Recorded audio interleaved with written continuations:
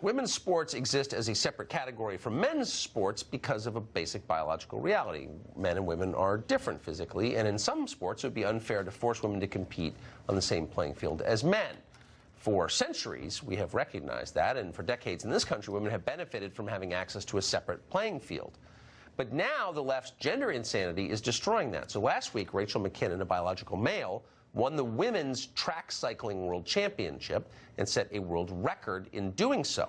Now, several current and former women's cyclists are coming out to defend their sport from a takeover by men. Kara Dansky is a board member at Women's Liberation Front, and we're happy to have her back on this show. So, Kara, what is the case they are making and that you are making against what just happened?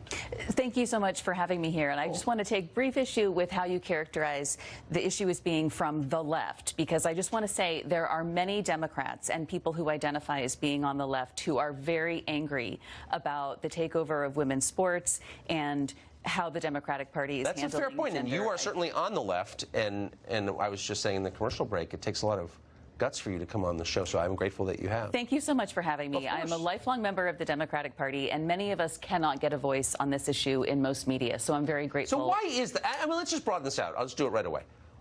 This, if you had told me, and I cover politics and have for 30 years, 5 years ago that there would be a consensus in Washington that you were not allowed to question any of this stuff, I would have said that's insane. Today, there is that consensus. It's dangerous even to raise questions about it. Agreed. What happened?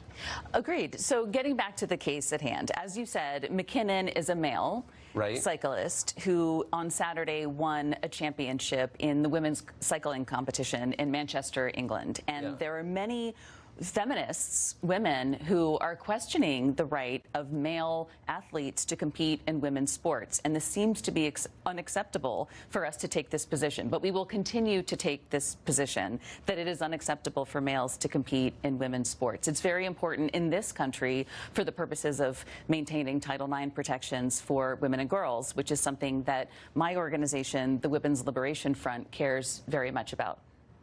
So you're making a pretty straightforward, I think, reality-based case.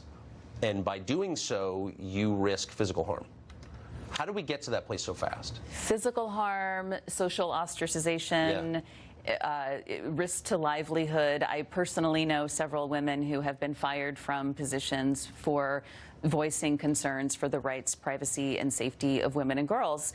I want to also just make the point that many of your viewers may not understand that there are many people on the political left, including especially feminists, lesbians, gay men, and bisexual people, who are gravely concerned about what the Democratic Party is doing on the topic of gender identity and pushing the notion that men can be women and women can be men, which is, first of all, regressive politically because it aligns with the notion of gender, which we want to abolish, but it's also just it's inaccurate scientifically. Yes. And there are many Democrats who are willing to say this, but many of your viewers may not know that because we are generally subjected to a media blackout. Boy, you're always welcome on this show. I just never hear from them. Ever. I never hear anybody say that. And the reason that you don't hear from them is that those of us on the left, Democrats, cannot get a voice on NPR, cannot get a voice in the New York Times, cannot get a voice in the Washington Post. We have tried. We have said we have a feminist and a gay rights objection to the trans movement, to trans ideology, and no one will hear us. No one will publish us. It's just, well, as I said, and I mean it, you're always welcome on the show, and I'm glad that you came tonight. Kara, thank you very much. Appreciated. That's it for